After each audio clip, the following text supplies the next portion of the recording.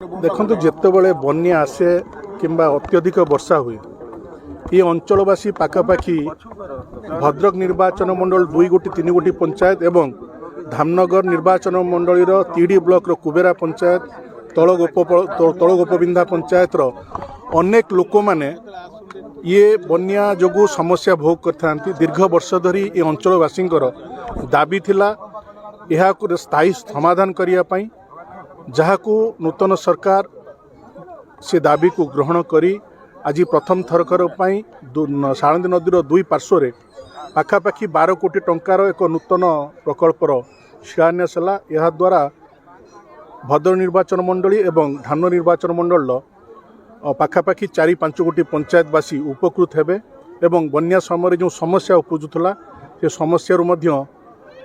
से समस्यार समाधान घटिव। तेणु आज मान्यवर ओडिशा सरकार मान्यवर मंत्री अध्यक्षतार नेतृत्व में ये कार्यक्रम को आज संपादन करगला। निश्चिंत मोर विश्वास अच्छी जो भरोसा विश्वास रखी लोक मैंने आमको दायित्व देते निश्चिंत से भरोसा एवं विश्वास को पूरण करने आम सरकार प्रतिश्रुतिबद्ध। दीर्घ दिन धरी ए अंचलटी जलबंदी अंचल रूपे परिचय प्राप्त करिथिला। ये जलबंदी अंचल रे वर्ष को कम से कम 2 थर लोक जल क्लिष्ट भोग करती। साळंदी नईर दुई पार्श्व जो भली भाव मान्य विधायक सीतांत शेखर महापात्र तांकर सीधा सड़क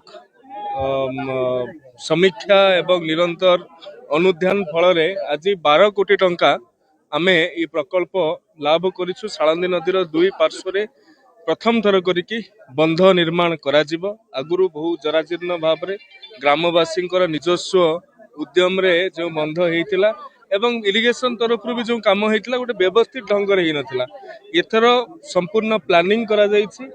ए स्थान रु आरंभ करी संपूर्ण आहरी तलुकु तल पर्यंत श्यामसुंदरपुर बारसर कांपड़ा तल उपबिंधा ए पंचायत गुड़िक पर्यंत ए कार्यक्रम को त्वरित करा जिवो। आज प्रथम पर्याय रे 12 कोटी टंका सैंक्शन करा जायछि। मु आशा करूछि साधारण लोकन को बन्या कष्टरू दूर करबा पई एवं जलसेचन रो व्यवस्था आवश्यकता अनुसार करबा पई ये सहयोग हबो। भारतर एकमात्र परीक्षित बायोसार पृथ्वी प्रो माटी को रखे सुस्थ दिए नुआ जीवन। धान पनीपरिबा और डाली जातीय फसल पई लाभदायक अमल बढ़ाए रोग कमाए। आज ही जमी रे प्रयोग करंतु। जोगाजोग पई 9937054201 नंबर को डायल करंतु। आम सह जोड़ी हेबा पाई आमको लाइक फॉलो और सब्सक्राइब करंतु। अधिक अपडेट पाई विजिट करंतु आम वेबसाइट thequiver.in।